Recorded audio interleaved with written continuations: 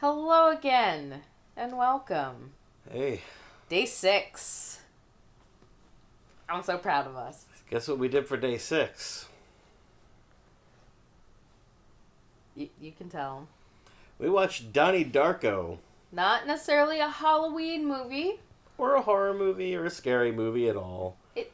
It's creepy and weird. It's creepy. It's definitely weird. I wouldn't say that it's inappropriate for this collection of movies. It's just very different. And very different from anything. You had never seen it before. No, I avoided it. Because it's one of those movies that people always tell you, oh, you need to watch it, it's so fucking good. And I tend to avoid those because that's what happened to me with The Big Lebowski. And then I watched it and I'm like, that's a good movie, but didn't change my life. Sorry, Jeff Daniels. Wait, was it Jeff Daniels? I don't know. I've Jeff never Bridges. seen it either. Jeff Daniels is the guy from Dumb and Dumber. Jeff Bridges was in The Big Lebowski. He plays the dude. Yep. Have you seen The Big Lebowski? Nope. I suppose that means I'm going to have to watch it again. Yes, you will. We're watching the edited cable version. It's so much better. Okay. They dubbed in that shit really badly. Well, back to the movie at hand. We watched Donnie Darko, which, how about, since this is your first time watching it, explain the plot line. Okay, so, Donnie Darko, and that's this kid's real name. His family's last name is Darko, and they named him Donnie Darko. They do acknowledge that it's a weird name at one point in the movie. Also, I should note that we watched the director's cut. Yes. Which is significantly longer. But makes a lot more sense than the theatrical release. Yeah, apparently they left out a lot of really crucial stuff to understand what the fuck happened in the theatrical cut. But okay, so Donnie Darko is he seems to be a mentally unstable young man in high school. And he's been off his meds, according to his sister.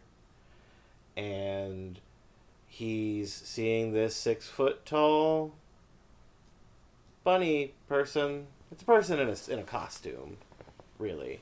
Mm-hmm. But you don't necessarily know that right away in the movie, because it's so fucking weird. You think that they might be trying to pass off the guy in the bunny suit as an actual entity that is like that. But so while he's outside of his house, apparently he leaves his house at night while he's actually asleep. He sleepwalks out of his house, and he keeps waking up farther and farther from his house, which is bad. But while he's out of the house, a fucking jet engine comes from nowhere and plows into his bedroom. And when he gets home, everybody's like, "Oh God, thank God you're okay. We didn't know what happened because it crashed into your room." And so he dodged a bullet there. And over the course of the movie, really weird shit happens. And you obviously are meant to chalk it up to the fact that he's got some mental health issues. But it becomes more and more clear, at least in the director's cut, that weird things are actually happening. And what you find out is that jet engine falling out of the sky, and they don't know where it came from. There wasn't a plane there for it to come off of.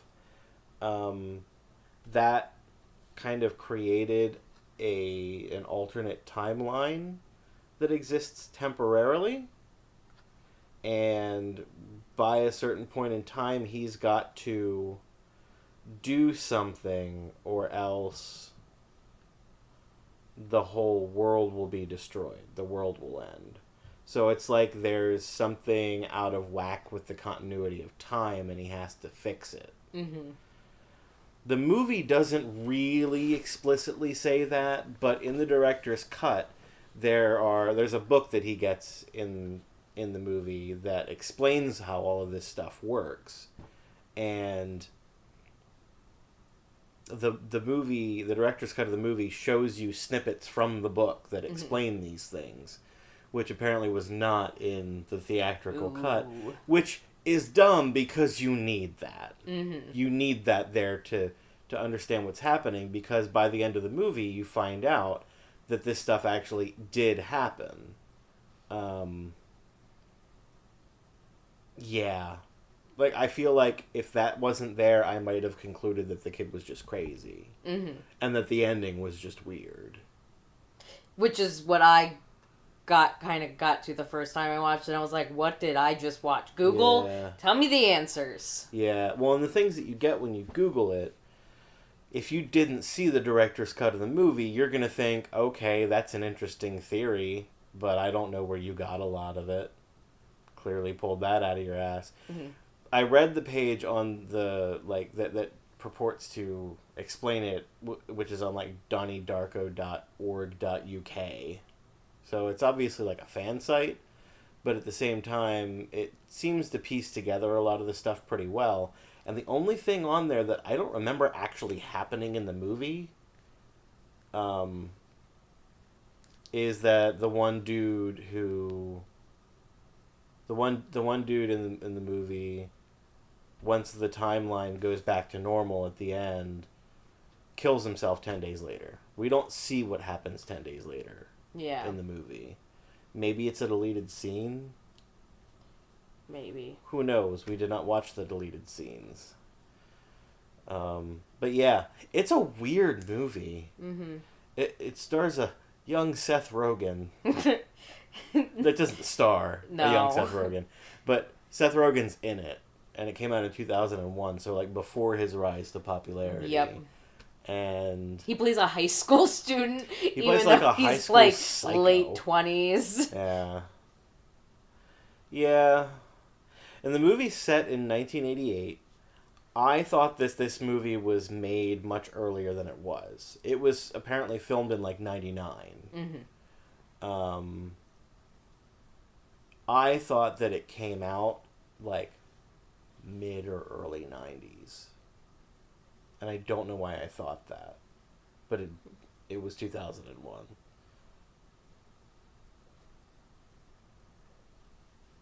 But anyway. Well, this was actually your first time watching this version of the movie. Yes. Like I said, I had only seen the theatrical release, and that left me with a whole lot of questions. Mainly just, what the fuck did I just watch? Mm-hmm. But now, yeah, like you said, the director's cut was much better because they had the little snippets from the book, which the whole theory of how time moves in this movie is based on the information in that book.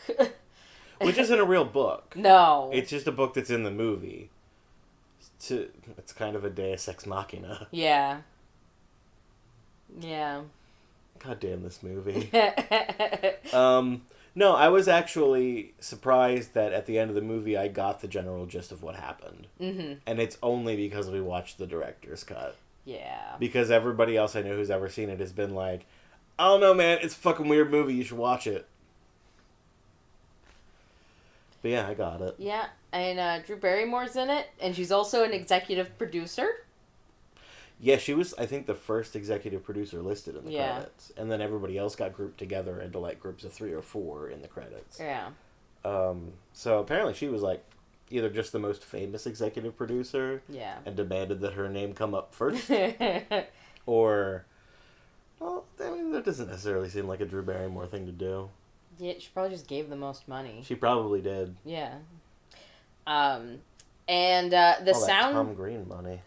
And the soundtrack, I was going to say, of Words with Songs, 3 of them are Tears for Fears songs. The soundtrack to this movie was... Here's the thing. I would say it was straight out of 1988, but it wasn't, because one of the songs in it wasn't recorded until 1997. But the original version of that song, because it was a cover, original version of that song was by Tears for Fears, and I believe did come out before 1998. Or 1988. Yeah. But the original song is terrible. Oh my god, the soundtrack of this movie is like all new wave. Which I should love, because I'm a huge nerd and I love new wave. But like you said with the ending, when they played the Tears for Fears cover of Mad World... It was Mad World. It's become a punchline. Yeah. Like you can't hear these cheesy songs without thinking of all those terrible 80s teen movies. Yeah, it's that and the other example that I came up with was In the Arms of the Angels, which it's not like a punchline in like a cheesy teen movie, but it's like a punchline to like sappy trying to tug at your heartstrings like infomercials. Yeah. Like if you wanted to raise money for starving children in Africa, that's the stereotypical song that you hear in your head for the commercial. Yeah. And if we would have watched it at the time that it came out, it would have been like, "Oh my god, this song's fucking amazing." Yeah, probably. But it is now 15 years later and that song is very overplayed. Yeah. Very so like overplayed. the song starts playing and I facepalm. Like I physically facepalm and Casey starts laughing. And it's like, this is just one of those songs. Mm-hmm. It does not serve its intended purpose anymore because it's been used too much for that intended purpose. Yeah. Thanks for watching. I was gonna say, there's so much to this movie that we can't really discuss a whole lot because there's so many levels. Yeah. One of the things that I thought was weird was he came to the conclusion that because the book in this movie that we mentioned, the Philosophy of Time Travel, is that what it's called? Yeah. That's given to him relatively early in the movie. Yeah. And he's noticing that the things described in the book are things that are actually happening around him. And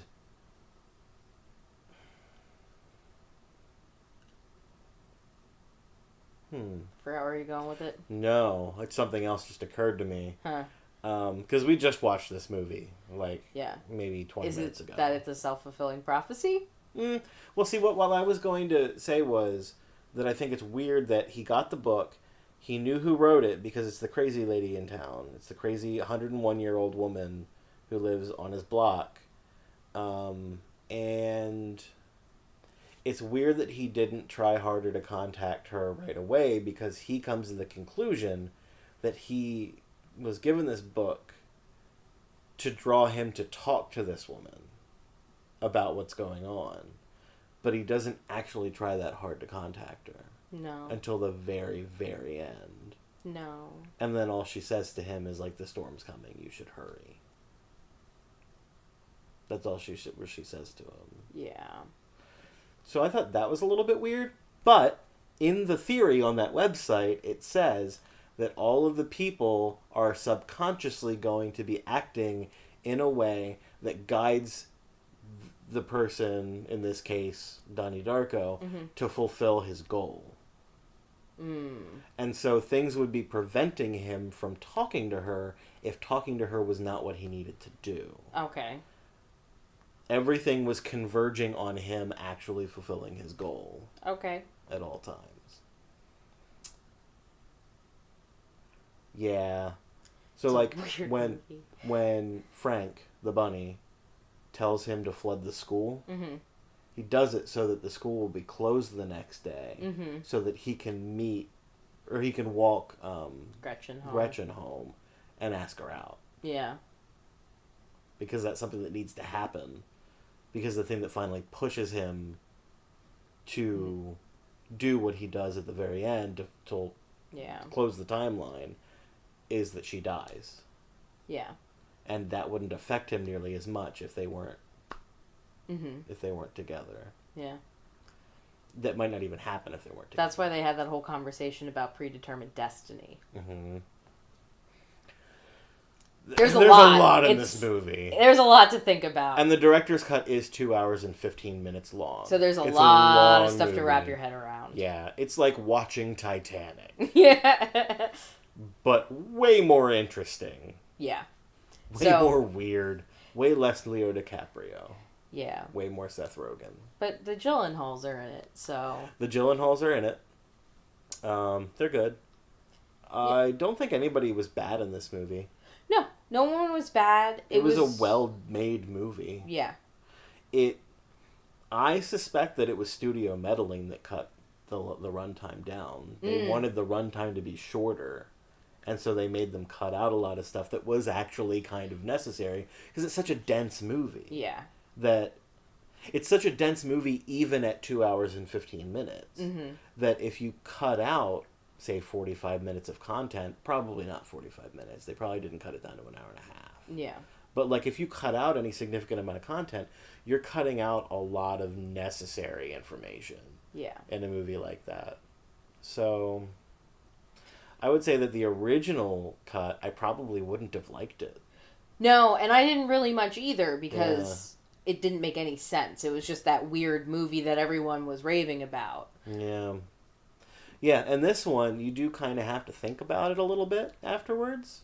I was but like, it makes sense. It has internal logic. First thing I did once I saw the director's cut is I went online and I was like, okay, please make those connections. Help me put those pieces together for me. Yeah. Because the book's talking about, we'll call them, they're kind of like chess pieces. They're different characters that play a role in fulfilling this prophecy thing. Sure. And there are different roles for different kinds of people. Yeah. So to go online and read the theories and how things fit together between the book and the characters, after you read it, you're like, oh, okay, now everything makes sense. Still fucking weird movie. And you don't really need to go online and read all that if you watch the director's cut. No, the director's... You can figure it out on your own. Yeah, the director's cut will figure it out. You can definitely figure it out on your own. Because there's all that information that was missing is there for you. Yeah. Yeah, like I said before, if it wasn't the director's cut, I feel like I would have concluded that Donnie Darko is crazy. Mm-hmm. He hallucinated all of this shit. Mm-hmm. And the ending of the movie was just some kind of weird hallucinatory fever dream that he was having. I was going to say, were you expecting him to, like, wake up from, like, a dream or a coma or something? I was not expecting another Krampus. Also, by the way, we did promise no more clowns. There was a fucking clown in this movie. They had a Halloween party, so someone was dressed up as a clown. There's the Halloween connection. Yeah. It takes place in October and ends on Halloween. Yeah. Spooky. Justified. Yes. We've justified this movie's inclusion on the list. But yeah, I was going to say, most of the people who are going to watch this have probably seen it by now. Mm-hmm. But if you have not seen the director's cut, absolutely go watch it. Especially if you actually... You know what? I was going to say especially if you enjoyed the original cut. Especially if you hated the original cut. If you did not like the original theatrical cut of this movie, watch the director's cut if you've got 2 hours to spare. Because you might actually like it a lot more. Because it makes sense now. Yeah. I don't understand why they would have released the movie without the information in it that they cut. I don't know. I mean, I do. They spent a lot of money on this movie. Yeah. But now, if only if David Lynch directed this. If David Lynch directed this, I would be a gibbering pile of nerves on the floor. I can't watch a 2 hour and 15 minute long David Lynch movie. You nuts? That'd be pretty cool, though. I might have. Hold on. Casey got out her offensive things that she wanted to say while I was looking that up. I have seen Blue Velvet, and it is 2 hours and 1 minute long. It's over 2 hours, close enough. And yeah, that was a draining experience. So, I'm glad David Lynch didn't direct this. I love David Lynch, don't get me wrong. Mr. Lynch, if you're watching. Holy shit, wow, I can't believe you're watching this. Also, I love your work. Especially that video on YouTube where you stuff that girl's panties in your mouth and then try to talk. Well, I think we're going to wrap it up. Definitely check out the movie. 2 thumbs up. Yeah, 4. 4 thumbs up. 4 thumbs up. I liked it. Not even like a half thumb? Maybe 3.5 thumbs. Like 3 3/4. I liked it better than The Big Lebowski. Well, that's good.